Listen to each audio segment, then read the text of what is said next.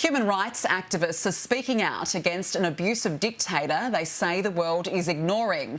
President Nursultan Nazarbayev is the world's fifth longest serving ruler and has held an iron grip on Kazakhstan for its entire existence as an independent state. The 76-year-old's accused of ordering the arrest and torture of dissidents, and his critics say Australia and the international community are allowing abuses to continue.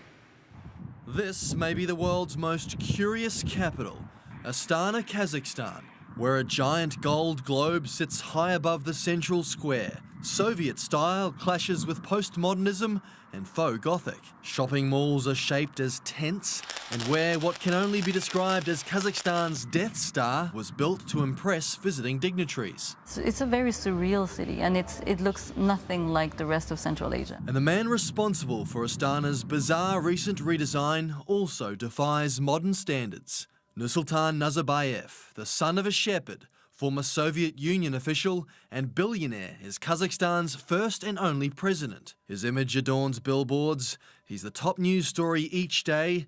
There's even a museum dedicated to him. There is, to some extent, a cult of personality in Kazakhstan. He's seen, as the founder of the nation. It is adoration achieved through decades of abuses.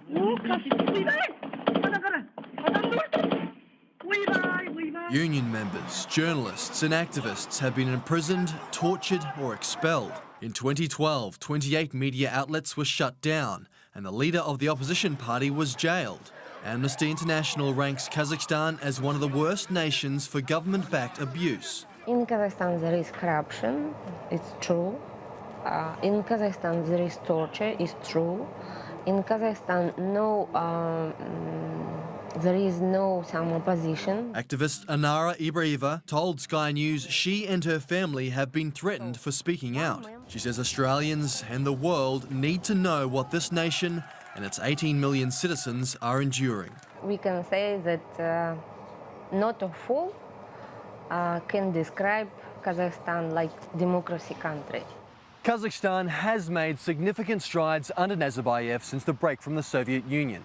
It had endured horrific treatment under the Soviets and had been left so poor it couldn't afford to fuel the presidential plane.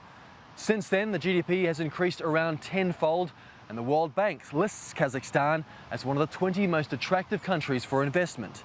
Numbers which may have helped Nazarbayev win the last presidential election with a 97% majority. He was recently given the official title Leader of the Nation, which gives him considerable powers even once he's out of office. But a transition of sorts is likely soon. The 76-year-old hasn't confirmed whether he'll contest the next election, and leadership vacuums have sparked civil wars in this region in recent years. Here we have stability, and of course this is due to the figure, the president incarnates this stability.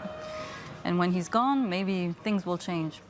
The Kazakh capital reflects the country's current state, riding high off a recent resource boom, but not quite fitting within international norms. Its leader is pushing to make Kazakhstan more prominent on the world stage, meaning his contentious actions at home can no longer be ignored.